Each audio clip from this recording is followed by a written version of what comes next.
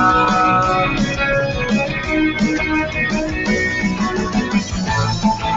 fare le sentenze sono sempre quelli. Amici sportivi, buon pomeriggio. Calcio Parlando 102. Siamo a poco più di un mese dall'inizio del campionato di Serie A, ma tra pochissime ore si conoscerà tutto il calendario, avremo il prospetto completo da qui al mese di maggio. Insomma, si potranno gettare le basi per quella che è davvero la nuova stagione in Serie A, settimana questa che porterà anche al primo impegno di una squadra italiana in questo 2014-2015, la volta del Torino impegnato nel turno preliminare dell'Europa League. Intanto buon pomeriggio a Daniele Amadasi. Ciao Daniele. Ciao Adriano, a te e a tutti i nostri radioascoltatori. E buon pomeriggio e grazie naturalmente per la disponibilità anche a Sebastiano Vernazza, collega della Gazzetta dello Sport, collegato con noi. Ciao Seba. Ciao a tutti. Dunque, grazie per essere con noi in questa prima parte di trasmissione che, come detto, andiamo a cominciare con quello che intanto è il menù che ci propone e che ci stanno proponendo le amichevoli. Ieri fragorosa caduta del Milan, che ha perso 5-1 contro il Manchester City. Milan che già aveva rimediato, una brutta figura contro l'Olimpiaco. Diciamo che si rispetta un po' il canovaccio, soprattutto per quanto riguarda i rossoneri, di queste partite oltre confine. Nella fattispecie si gioca negli Stati Uniti la Champions International Guinness Cup, che però è davvero un fiasco per il Milan di Pippo Inzaghi al momento. Sì, sì, pure. Sì, no, certo, secondo me sono state due partite imbarazzanti, che ricordiamolo, anche perché Galliani ama ricordarlo, è la squadra più titolata al mondo, secondo me non può esporsi a queste figuracce. 8 gol, scusate, subiti in 180 minuti rappresentano veramente un bilancio allarmante, preoccupante. È una grossa luce che si accende sul cruscotto del Milan. Credo insomma che Inzaghi, non voglio dire che sia già in discussione, però a questo punto qualche domanda è lecito porsela. Io ho visto ieri la partita, la fase difensiva del Milan è francamente imbarazzante. Tutti si sono scagliati contro Gazzi, per carità, è vero, ha commesso degli errori gravi, però insomma anche la fase difensiva rossonera ieri contro la squadra 3 praticamente del City è stata una cosa indecente. Certo. Daniele, Agazzi chiaramente primo responsabile, come ha detto anche Sebastiano, sulla goleada ieri da parte del Manchester City. È rientrato anche Balotelli, ieri ha giocato il secondo tempo al posto di El Shaarawy. È chiaro che Balotelli dopo il mondiale è stato molto così chiacchierato sotto molti aspetti. Allora, partiamo direi dal fatto che comunque gli amichevoli prestagionali possono avere o meno un significato. Hanno comunque un significato qualora, come era già successo l'anno scorso in casa rossonera, si erano avute delle debacle incredibili. L'anno scorso il Milan ha perso 5-3, quest'anno ha perso 5-1, formazione rossonera che comunque ha preso 8 gol non dal Real Madrid, ma comunque dal Manchester City e anche da una squadra greca che si chiama Olympiacos Pireo. La fase difensiva va completamente costruita, questo è un allarme pesantissimo in casa rossonera. Gagliani probabilmente farà finta di nulla, andrà avanti a dire che Milan è la squadra più titolata al mondo, continuerà a dare, direi, un peso sbagliato a tutto l'ambiente, dicendo che questa squadra può arrivare in Champions League. Invece bisogna essere onesti, Filippo Inzaghi è un allenatore nuovo, di errori dovrà farne e bisognerà permettere di fare gli errori, quindi bisognerà avere anche pazienza. Il problema è che il Milan non ha la pazienza. L'anno scorso è fallito Allegri, in parte poi è fallito anche Seedorf, e di sicuro, secondo me, considerando che non sono arrivati nessun giocatore che può fare la differenza, Inzaghi non può fare i miracoli, non ha la bacchetta magica. Inzaghi non può fare meglio di quello che è stato fatto l'anno scorso, a meno che non gli venga dato una rosa diversa, e i risultati purtroppo si stanno già vedendo, con delle figure internazionali che di sicuro non aiutano il blasone del Milan, e soprattutto magari la voglia di alcuni giocatori proprio di accasarsi in maglia rossonera. Un Milan che secondo me doveva ripartire assolutamente da zero. Doveva farlo come? Vendendo Balotelli, e cercando di investire quei 15, 18, 20 milioni di euro che si sarebbero portati dalla cessione del proprio centravanti e ripartire da zero con un programma biennale e triennale, dicendo ai tifosi una volta per tutto, però in maniera lampante: guardate che l'obiettivo massimo potrà essere l'Europa League. Sì, tra l'altro Inzaghi aveva detto, insomma, Roma e Juve ovviamente sono di un altro pianeta, in questo momento cerchiamo di attrezzarci per il terzo posto. Abbiati, in un'intervista proprio alla Gazzetta sabato, aveva detto invece non possiamo pensare in questo momento al terzo posto. Sebastiano, c'è un Robinho in partenza, c'è eventualmente da mettere come obiettivo per l'attacco Alessio Cerci del Toro per il Milan? Sì, ma non credo che Cerci sposti molto. Io in questa circostanza non sono molto d'accordo con Daniele, cioè secondo me ieri non è stato tanto un problema di singoli giocatori, ma proprio ho visto un Milan che non si è mosso da squadra, e non muovendosi da squadra, come sempre accade in questi casi, la prima a pagare lo scotto è la difesa. Sono i meccanismi difensivi che ieri non sono esistiti, e quindi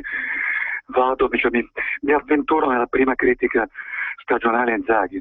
Cioè un allenatore che ripeto, in 2 partite mette la sua squadra nelle condizioni di prendere 8 gol da avversari che, come giustamente hai ricordato tu, Daniele, non erano esattamente avversari di primo livello, perché l'Olympiakos, insomma, stiamo parlando di una discreta squadra di medio livello europeo, e ieri City soprattutto ha fatto giocare le riserve delle riserve. Quindi secondo me c'è proprio un discorso di lavoro di base, tattico, di movimenti eccetera, che non è ancora stato fatto o lo si sta facendo, e quindi magari c'è bisogno di tempo per vedere i risultati. Quindi io non credo che l'arrivo di Cerci sposterebbe granché in questo momento, ecco. Sì, certamente un Milan in rodaggio, assolutamente in fase di lavorazione, ecco, diciamo, per meglio dire. È chiaro che la strada sarà molto lunga, ma si parla di un percorso che insomma, tra molte difficoltà viene un po' da lontano, al di là del cambio di allenatore con Pippo Inzaghi. Prima di salutarti, Sebastiano, ringraziandoti per la tua disponibilità, è scesa in campo anche l'Inter nella notte tra sabato e domenica, al di là chiaramente del risultato ottenuto contro i campioni d'Europa del Real Madrid, battuti ai calci di rigore 1-1 nei tempi regolamentari. Ecco, è un Inter che sta crescendo come la seconda Inter di Walter Mazzarri, al di là poi dei nomi, dei nuovi acquisti di Vidic e altri che insomma possono impreziosire una squadra ovviamente incompleta. Ma guarda, che qui ho fatto una premessa, cioè l'Inter ha vinto i rigori contro, diciamo, un Real Madrid che non era il vero Real Madrid, perché qui parliamo di una squadra bis se non tris. C'era Bale, d'accordo, il fenomeno Bale era l'unico dei titolarissimi, diciamo, del Real, però insomma comunque ha vinto, e comunque insomma quest'Inter non ha mostrato le lacune, secondo me, tattiche del Milan. L'Inter comunque ha giocato di squadra, ecco, contro Real Madrid, si è visto, anche perché Mazzarri insomma è il secondo anno, quindi può godere appunto su un anno in più di esperienza eccetera. Queste cose qui contano sicuramente. Secondo me in questo momento l'Inter è molto ma molto più avanti rispetto al Milan, intanto perché ha fatto degli acquisti mirati, anche intelligenti. Vidic è sicuramente un acquisto intelligente, non è un giovane, però parliamo di uno di 32 anni, però comunque è un giocatore che viene da 8 anni di Manchester United, ha vinto tutto quello che c'era da vincere, quindi può essere soltanto un valore aggiunto. È andato a scovare in Villar, che è un tipo molto interessante davanti alla difesa, ha preso in prestito Dodò, insomma ha fatto degli acquisti che, come dire, mirati, che testimoniano, come dire, un progetto. Il Milan va avanti, parliamoci chiaro, Milan va avanti coi saldi di fine stagione, parametri zero e queste cose qua. Non si può insomma fare mercato così, ecco. Certo, un Milan che va diciamo ad improvvisazione, ma chiaro che poi a certe condizioni si fa fatica a mettere giù qualcosa di passabile, ecco, perlomeno agli occhi del nostro campionato. Intanto Sebastiano, grazie per essere stato con noi, alla prossima, naturalmente buon lavoro. Ciao, grazie a voi. Dunque un saluto a Sebastiano Vernazza, sempre molto disponibile con noi ad intervenire, giornalista della Gazzetta dello Sport. Potete intervenire naturalmente anche voi che ci state seguendo, 0266203529 per dirci la vostra opinione, invece gli SMS al 346 6427 756. Giornate cadenzate dalle amichevoli queste, naturalmente. Daniele, abbiamo parlato di questi impegni anche avvolgendoli da un certo tipo di lettura, chiaramente, per le grandi squadre, Inter, Milan e Roma, peraltro impegnate negli States, con logiche ovviamente commerciali più che altro, visto anche il tenore degli avversari che si affrontano. Per quanto riguarda le altre, c'è stata ieri l'amichevole del Cagliari di Zeman, che ha vinto 8-0 contro l'Asiago Team. Il Cittadella e il Latina hanno giocato in questo confronto tutto di Serie B, finito 3-1 in favore dei Venti. Il Verona ha pareggiato 1-1 contro il Rubin Kazan, a segno ancora Luca Toni. In campo ieri la Sampdoria un 9-0 contro la Pro Settimo. L'Atalanta ha battuto 13-0 l'Albino Gandino, formazione che milita nel campionato di promozione. E poi teniamolo per ultimo, perché ovviamente ha un significato anche legato all'impegno importantissimo di questa settimana, il Torino, che ha pareggiato 1-1 contro il Teramo Toro, che aveva perso 1-0 contro il Rubin Kazan nella settimana scorsa. Adesso non è andato oltre il pareggio con il gol di Donnarumma, poi il gol di Nocerino per l'1-1 in Torino-Teramo. Il Toro sarà impegnato questa settimana nell'Europa League, quindi questa è un po' la carrellata di amichevoli per quanto riguarda la domenica, che ovviamente chiamano in causa le nostre formazioni di Serie A.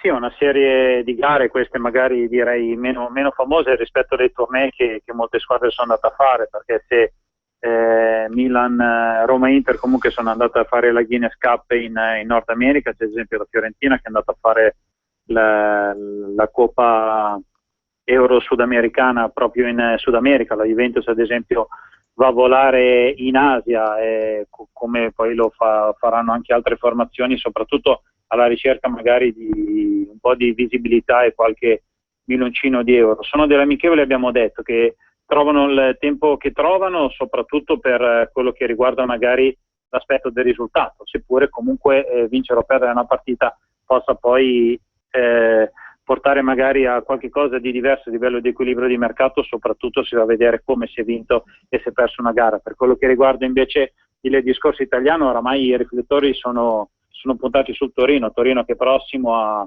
esordire in Europa League, quindi secondo turno preliminare. Ricordiamo che mentre il Torino di fatto è pronto a giocare la sua prima gara, c'è un Parma che non demorde, un Parma che è stato escluso per la licenza UEFA e continua a portare avanti in tutti i gradi di giudizio il suo ricorso. Secondo me la formazione Ducale fa bene, però di sicuro non potrà recuperare la partecipazione alla corsa europea, quindi per entrare nel tabellone principale dell'Europa League, però almeno direi che la formazione Ducale potrà poi andare a chiedere un indennizzo economico. Adesso vedremo se dopo l'ultimo grado di giudizio farà ricorso in Cassazione o addirittura anche alle tasse di Losanna.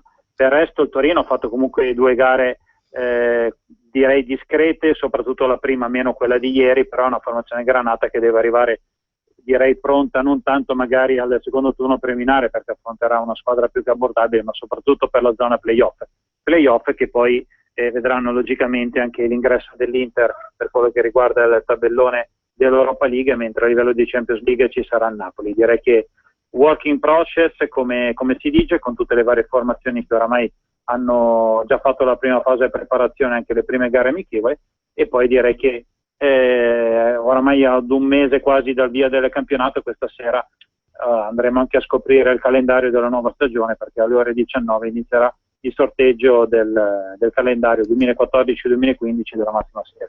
Il Chelsea ha vinto 2-1 in casa dell'Olimpia Lubiana, tra l'altro con le amichevoli giocate ieri. Parliamo di squadre ovviamente più di spessore, quali appunto il Chelsea di Mourinho. Oggi dicevamo del Parma che è alle prese con questo ricorso. I Ducali in ogni caso questa sera, anche se si tratta di amichevole, hanno questo test dal sapore internazionale contro il Monaco al Tardini. Parma Monaco, la squadra francese orfana da pochi giorni di James Rodriguez, peraltro comunque una squadra di tutto rispetto, giocherà la Champions League. Oltretutto il Napoli affronta alle 17:30 i greci del Calloni, invece, quindi si esaurisce un po' qui il quadro degli impegni di oggi per quanto riguarda le nostre squadre di Serie A, perché poi magari col fatto che è lunedì non si tratta di un giorno molto gettonato per amichevoli comunque così scaglionate tra loro. Per quel che riguarda i giorni si predilige ovviamente il fine settimana, con la domenica in particolare. In questa ottica, no, nell'ambito dei ritiri e di quello che le squadre stanno ultimando per quel che riguarda la preparazione, spesso e volentieri in altura. Non è ad esempio il caso del Parma, che fa il ritiro a Collecchio, però in molti casi si tratta di preparazione svolta in montagna. Oggi quindi il sorteggio dei calendari per quanto riguarda le partite di Serie A si comincia sabato 30 agosto, perché parliamo di una Serie A anticipata come al solito al sabato. Gli anticipi, prima giornata interamente in notturna alla domenica, però ci sarà anche una partita alle ore 18, quindi grosso modo 7 saranno le partite domenica alle ore 20:45, una la domenica alle 18, mentre al sabato con il consueto format, una alle 18 e una alle 20:45, con ovviamente tutti i paletti del caso. Non ci potranno essere i derby alla prima e all'ultima giornata, saranno ben 5, esattamente come l'anno scorso, le stracittadine a Roma, Milano, a Torino, a Genova e a Verona, mentre non si potranno ripetere partite già uscite, diciamo, nell'estrazione alla prima giornata dello scorso campionato, ma nemmeno all'ultima. Quindi anche tutta questa serie di paletti che però non tiene conto magari di quello che è il criterio delle teste di serie, per cui un Roma-Juventus è assolutamente possibile alla prima giornata, al di là del fatto che tra l'altro Roma e Juve all'Olimpico si incrociarono alla penultima dello scorso campionato, una partita che non contava più nulla. Però la Roma comincerà in casa questo campionato, la Juve dovrà cominciarlo invece in trasferta. Tutti questi dati che saranno inseriti dentro il computer che questa sera alle 19 negli studi di Sky a Milano andranno a comporre la nuova stagione. Sempre grande curiosità, anche se manca ancora un mese all'inizio del campionato. Sì, anche perché poi la cosa che mi fa abbastanza ridere è che ci sono sempre le polemiche dicendo questo c'ha calendario avvantaggiato, questo c'ha calendario più facile, pensando chissà poi a quale artificio strano, ma alla fine della fiera ogni formazione deve affrontare 2 volte tutte le altre concorrenti, una in casa, una in trasferta. Ci sono dei calendari più o meno difficili, magari logicamente quando una formazione blasonata magari va ad affrontare di fila 3 o 4 squadre e proprio in quella settimana fa le coppe europee, però direi che questo non è quasi mai capitato, per cui è una cosa simpatica, soprattutto poi per il gioco di dire chi parte in partenza, chi parte in discesa, ma alla fine della fiera è una corsa a tappe, bisogna soltanto fare più punti nell'arco delle 38 giornate, e soprattutto è la continuità che porta poi a vincere lo scudetto, per cui è un aspetto direi anche spettacolare, scenografico, folcloristico, ma nulla di più. Di sicuro interesserà ai vari addetti ai lavori, soprattutto per potersi organizzare magari per le varie richieste di aggregati stampa, oppure per seguire tutte le varie partite. Logicamente quest'anno rivestirà molta importanza magari alcune gare rispetto all'anno scorso, tipo Juventus e Roma, perché si sono contese lo scudetto, e Napoli che cercherà comunque di guadagnare ancora le posizioni, e vedremo se ci saranno ancora tutte le problematiche che le trasferte del Napoli l'anno scorso hanno portato, per quello che riguardava il discorso della discriminazione territoriale da parte di insulti magari poco graditi verso i partenopei, però anche per le cose che non sono mai state condannate, ovvero per i scempi che gli stessi tifosi del Napoli hanno fatto ogni volta che venivano in trasferta. Vedremo poi anche il discorso del DASPO. Io sono abbastanza curioso di vedere quest'anno che cosa succederà, soprattutto in certe gare. Mi riferisco ad esempio, giusto per fare proprio un classico esempio, scusate il gioco di parola, la situazione fra Roma e Napoli, fra Roma e, oltre che Roma e Napoli, scusate, che fra Roma e Atalanta. L'anno scorso i tifosi dell'Atalanta non sono potuti andare a vedere la propria squadra a Roma per un DASPO, però poi lo stesso giudice sportivo, diciamo così, ha concesso ai tifosi della Roma di andare a Bergamo, cosa assolutamente sbagliata. Se si mette il DASPO nei confronti di una gara deve valere sia nella fase di andata che nella fase di ritorno. Lo stesso discorso poi resterà purtroppo particolare in interesse, soprattutto a livello di ordine pubblico, la sfida fra Roma e Napoli. Spero che in questo caso si decida di giocare le due gare soltanto con il pubblico di casa, evitando quindi poi che ci siano una serie di scontri, perché sono le cose che rovinano il calcio, e soprattutto a seguito anche delle polemiche di questi giorni, con l'incredibile fuoriuscita di un candidato alla Federcalcio italiana che si permette di dire certe cose. Direi che il nostro calcio ha bisogno di progredire, e soprattutto non occorre ripetere gli errori che sono stati fatti nella scorsa stagione, soprattutto con il discorso, direi, assurdo della discriminazione territoriale, che valeva soltanto, direi, in direzione nord-sud e non sud-nord. E speriamo intanto che una gran partita come Roma-Juve, cui facevamo riferimento prima, valga qualcosa per il campionato, al di là del fatto che la Juve l'anno scorso si è evidentemente favorita da sola, andando a vincere il campionato con 3 giornate di anticipo, rendendo inutile quel Roma-Juve dell'11 maggio scorso. Diciamo, una partita del genere speriamo di potercela godere a livello di spettacolo, e che conti molto di là dei discorsi scudetto, ma proprio come contenuti in sé. Diciamo che poi il rischio di vedere grandi partite dirottate alle ultime giornate è tutto quello derivante dai calcoli, da una classifica che magari ha già in alcuni casi emesso i propri verdetti. A proposito di decisioni, ecco, diciamo così, queste invece possono essere prese, perché settimana scorsa abbiamo parlato del sorteggio di Coppa Italia, stilato proprio appunto 7 giorni fa in Lega Calcio. A questo punto, Daniele, dopo quello che è successo l'anno scorso, non credo che ci siano più dubbi sul fatto che la finale da Roma debba essere spostata a Milano, credo. Direi di sì, bravissimo. Questo è un altro discorso che ci sarà, ad esempio come quello di sapere alla fine dove si andrà a giocare la finale di Supercoppa italiana fra Juventus e Napoli, perché oggi non si sa ancora, si sa soltanto che non verrà giocata a fine agosto, bensì a dicembre, quindi vedremo se si giocherà in Italia oppure si andrà negli Emirati Arabi. Anche questo è una cosa abbastanza strana, perché ogni anno si era giocato sempre in casa di chi aveva vinto il campionato, mentre l'anno scorso si è deciso di invertire in casa di chi avesse vinto la Coppa Italia, poi invece nascondendo il fatto, dicendo ma si gioca a Roma perché è la capitale dell'Italia.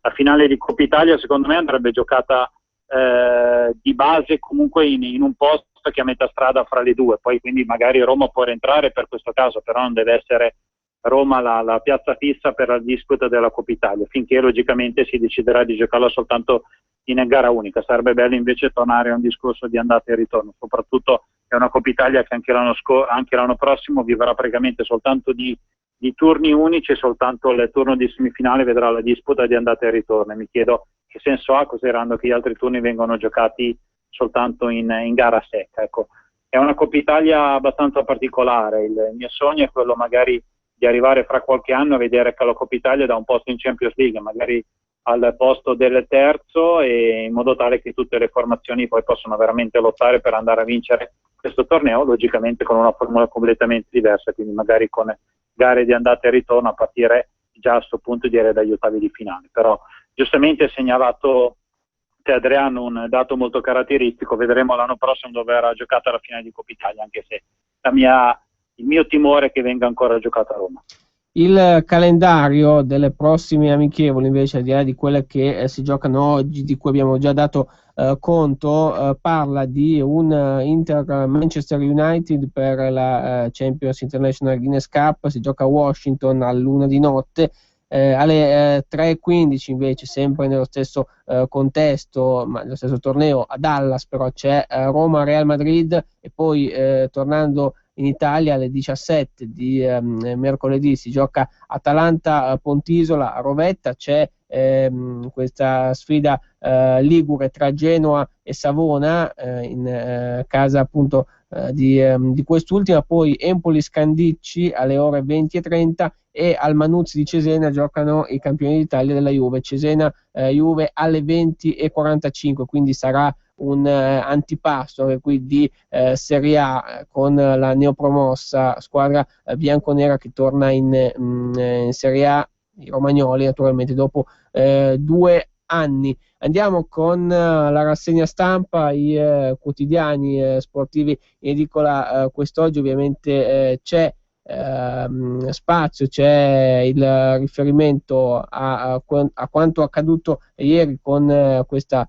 figuraccia rimediata dal Milan contro il Manchester City. Ricordiamo ancora 5-1 la vittoria della formazione inglese nei confronti del Milan, che già aveva perso contro l'Olympiacos nella prima amichevole americana. Però ovviamente c'è anche da parlare di ciclismo, perché Nibali ha trionfato, Tour de France insomma è celebrato come si conviene. Roi Nibali, Tour de France. Andiamo a leggere sulla Gazzetta dello Sport: il siciliano in trionfo a Parigi, giornata storica per il nostro sport. Vincenzo è il 7° italiano in giallo, sorrisi e lacrime sul podio, tifosi in delirio sul web. Napolitano dice: è una vittoria che ci onora, lo aspetto.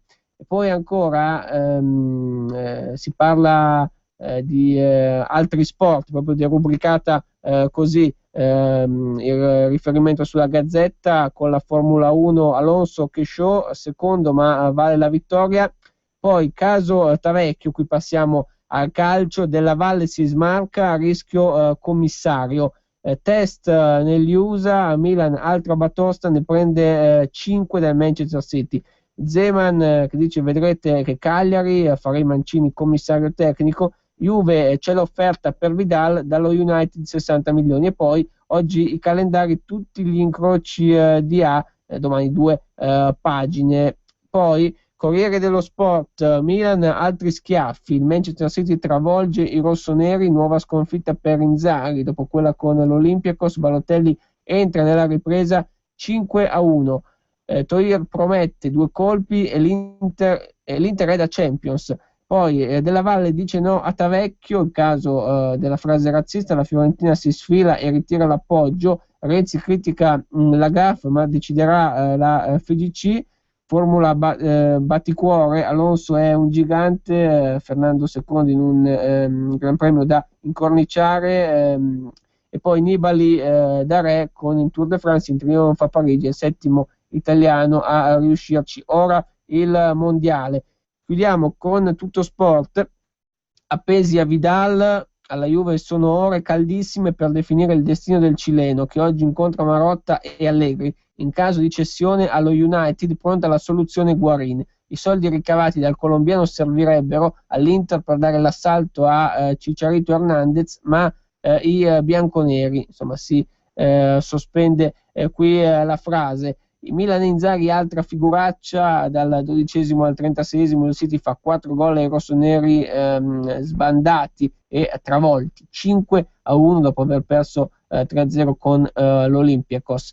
Fatica Toro, Darmian Cerci in Coppa no, Napoli a nervi tesi, Callejon cacciato, Berami se ne va. E poi ancora Ferrero su Twitter, presidente della Sampdoria, prende Berghesio, costa 6 milioni. La GAF toglie amici a Tavecchio e Albertini rilancia. Poi in taglio laterale il re è Nibali, tutto il mondo ai suoi piedi, magia Alonso e la Ferrari torna in alto. Per cui Daniele, da quello che leggiamo sui quotidiani di oggi, certamente 2 sono gli aspetti anche da sviluppare, come dicevamo e come ricordavi tu prima, il caso Tavecchio, sempre più verso questa elezione, ma c'è una frase incriminata che lo ha messo assolutamente in cattiva luce. E poi, insomma, anche se ci chiamiamo Calcio Parlando come trasmissione, anche celebrare il trionfo al Tour de France di Nibali. Abbiamo fatto lo stesso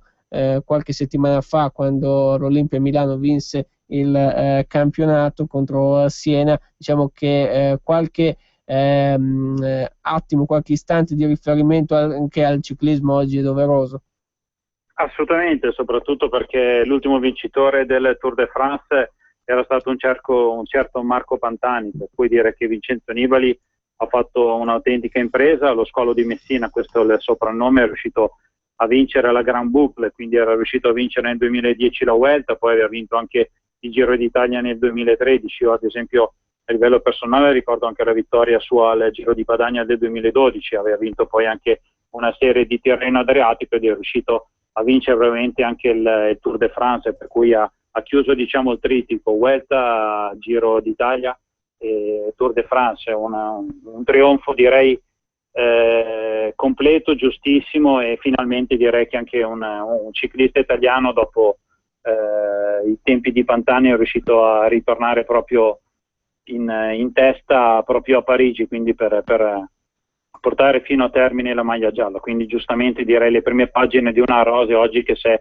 colorata di giallo. Per il resto tante notizie, soprattutto a livello di mercato, che riguardano la Juventus, perché pare che il procuratore di Vidal sia oggi presente a Torino e voglia parlare della possibilità di cedere le proprie assistito alla Manchester United, dell'offerta della formazione inglese di 60 milioni di euro. E secondo me, se veramente venisse confermato, pur anche leggermente ridotta, mi sa che la Juventus a questo punto andrebbe veramente a vendere Vidal, perché è una cifra importantissima, e soprattutto perché è un calciatore che quest'anno ha avuto un infortunio comunque non certo leggero e magari non potrebbe non ritornare diciamo alla stessa condizione dell'altro anno. Logicamente 50-60 milioni di euro nelle casse della Juventus vedrebbero poi l'assalto dei bianconeri a Lavezzi e Guarin.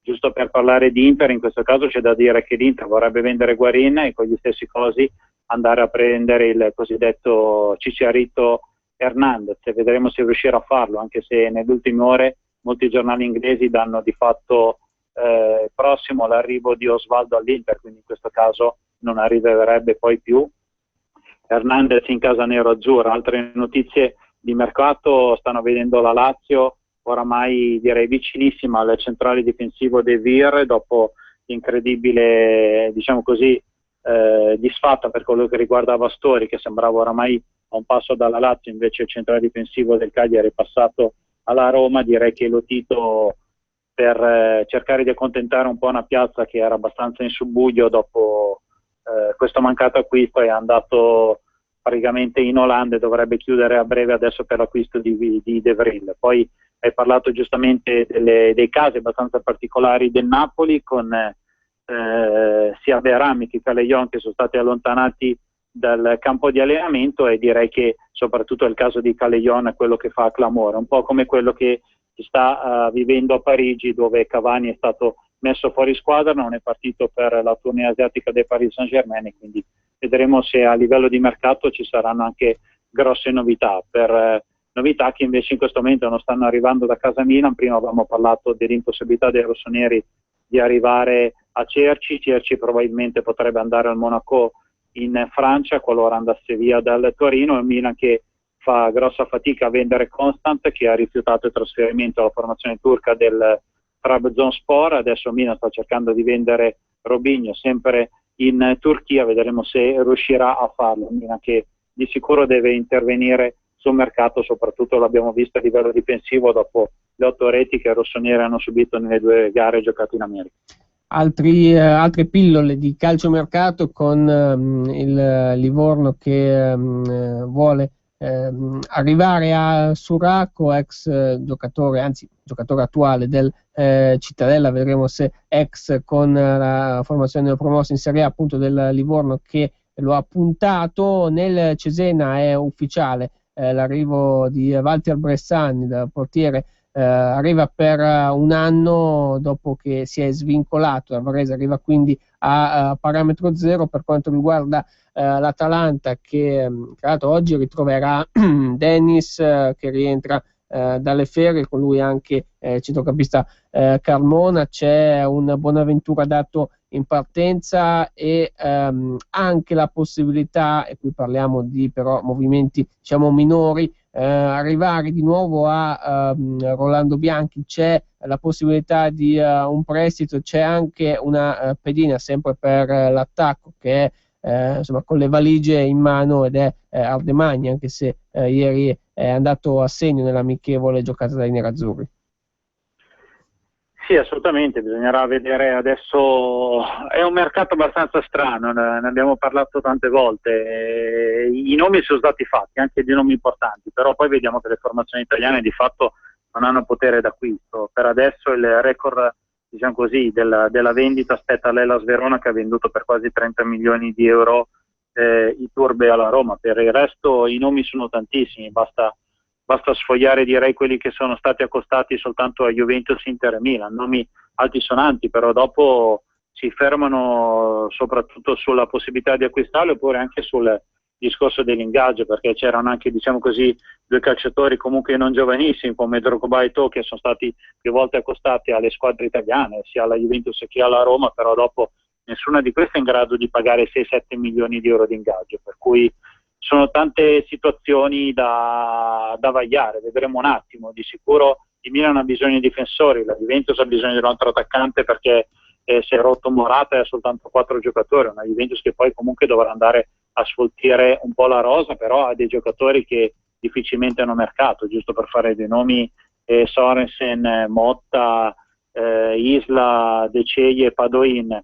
L'Inter ha bisogno di un attaccante, però i soldi da investire sono pochi, per cui tante situazioni, non lo so, vedremo adesso che cosa succederà. Magari occorre proprio che una formazione italiana vada a vendere in maniera pesante un giocatore, per cui dopo, diciamo così, arrivano i soldi da investire e diventa poi una catena. Quindi ad esempio la Juventus vende Vidal a 60 milioni da investire, ne spende 15 per Higuaín, l'Inter ne incassa 15 dalla Juventus e può poi andare a comprare qualcun altro, per cui attendiamo di vedere cosa succederà nei prossimi anni. A proposito di squadre che abbiamo menzionato, appunto il Verona che ha ceduto appunto Iturbe e sta ultimando, diciamo, con la Juventus la cessione di Romulo. Non è però da mettere in preventivo uno scambio con Sorensen, anche se quest'ultimo è ovviamente un obiettivo dell'Hellas Verona. Questo anche il quadro un po' generale di quelli che possono essere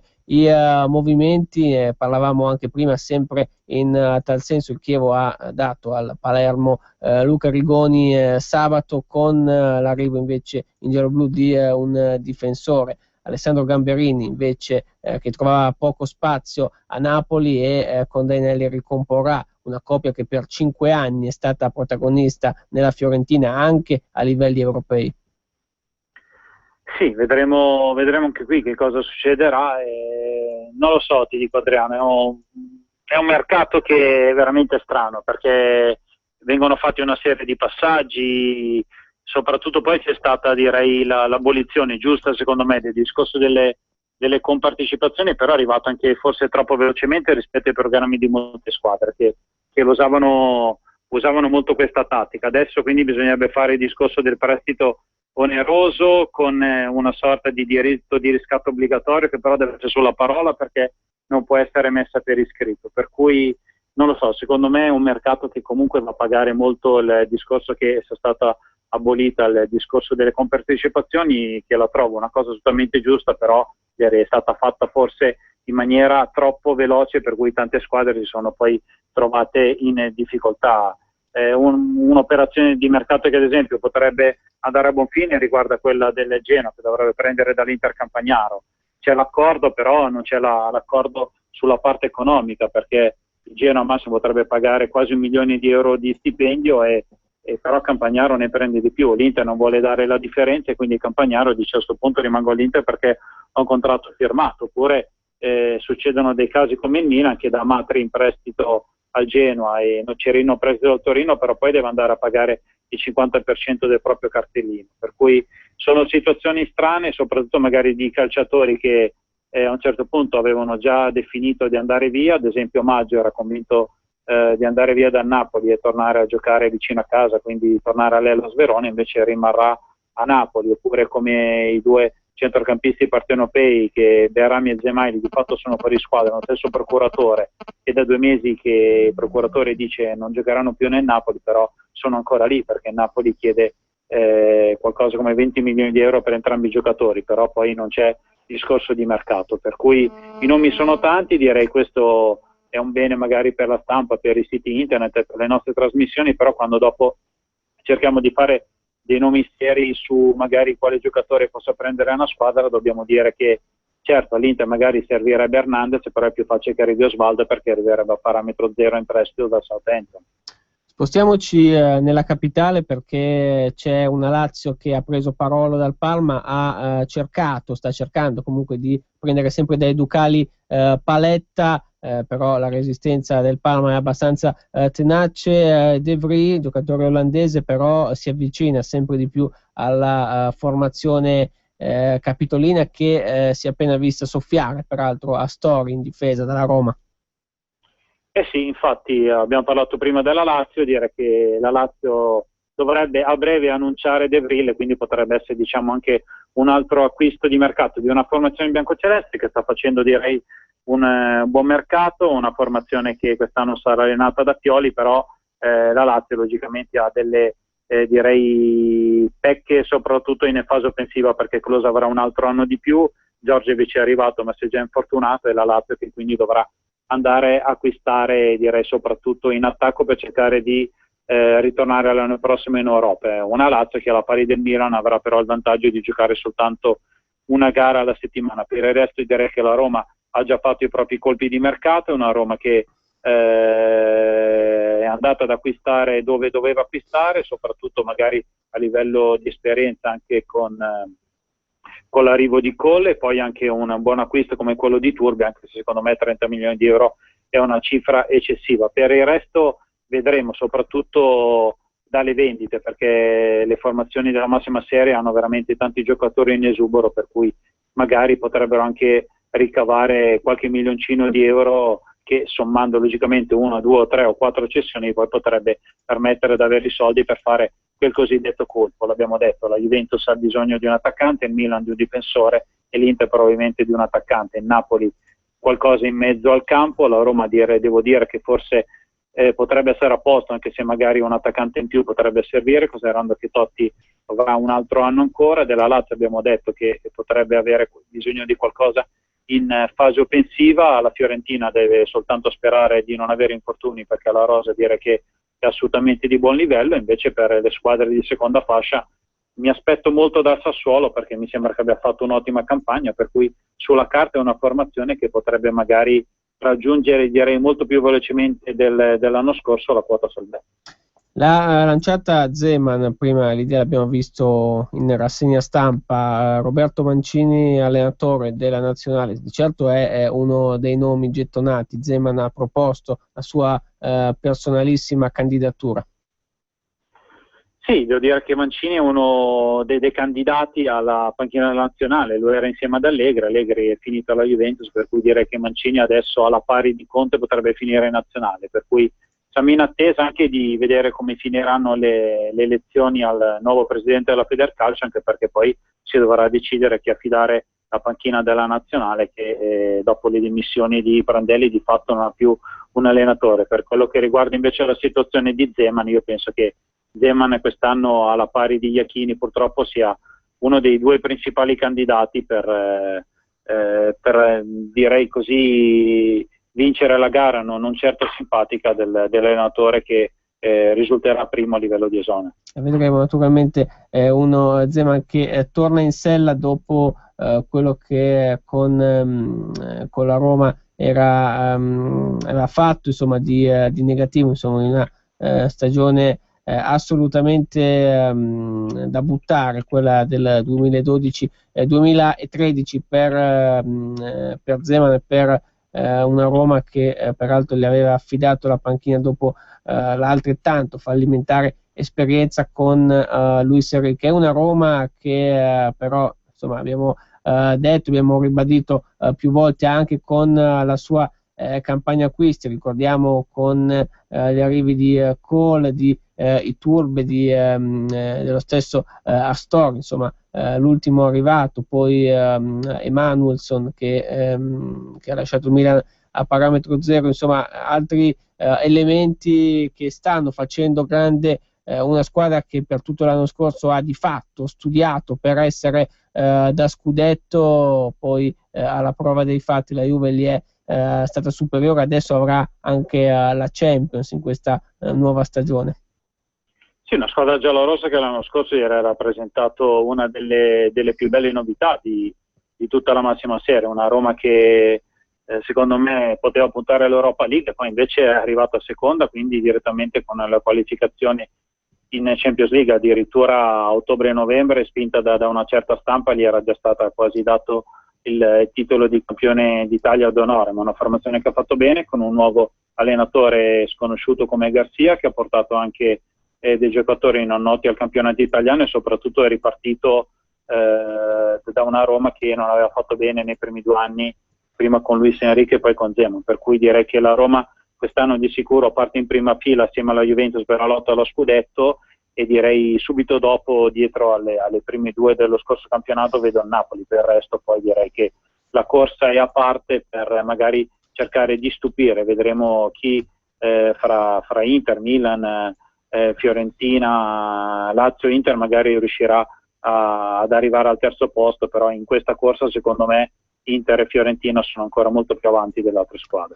Andiamo in Serie B, quasi al termine della puntata. Come detto ieri, antipasto della cadetteria, Cittadella batte Latina 3-1, lo Spezia ha vinto una partita che insomma non è da meno, anche se si trattava del Südtirol che è in Lega Pro, però 4-0, vittoria fragorosa senz'altro. Lo stesso per il Pescara che ha battuto 3-1 il Lumezzane, e poi insomma si muove anche qualcosa in Serie B come mercato. La Pro Vercelli ha fissato questo asse con la Juventus per l'arrivo di parecchi giovani, gente interessante per la neopromossa, appunto la squadra piemontese. Insomma, questa come altre sono situazioni da tenere d'occhio. Il Carpi ha vinto 3-0 contro il Matelica, tra le altre partite, quindi anche un'altra neopromossa, andiamo a vedere con l'Entella che ha pareggiato però 0-0 contro il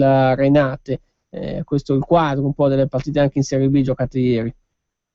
Sì, tante amichevoli, devo dire soprattutto magari in questa fase mi ha sorpreso in maniera positiva il Brescia, una formazione che ha avuto grossi problemi a iscriversi, una formazione che abbiamo seguito anche da vicino andando a raccontare un po' le ore decisive, ed è un Brescia che speriamo l'anno prossimo possa ripartire magari cercando di rimettere a posto tutti i propri conti. Di sicuro potrebbe esserci qualche cessione importante, però l'obiettivo primario era quello del mantenimento della categoria. Per il resto è un mercato di Serie B che per adesso non ha fatto registrare molti colpi, per assurdo ci sono stati più colpi di mercato in Lega Pro che in Serie B, però questo è anche un dato particolare perché quest'anno il campionato di Lega Pro, soprattutto in alcuni gironi, sarà una sorta di B2, per cui vedremo che cosa succederà. Una Serie B che per adesso direi non ha ancora magari una grossa favorita per la scalata in massima serie, però direi che nell'arco di 10-15 giorni, soprattutto quando verranno stabilite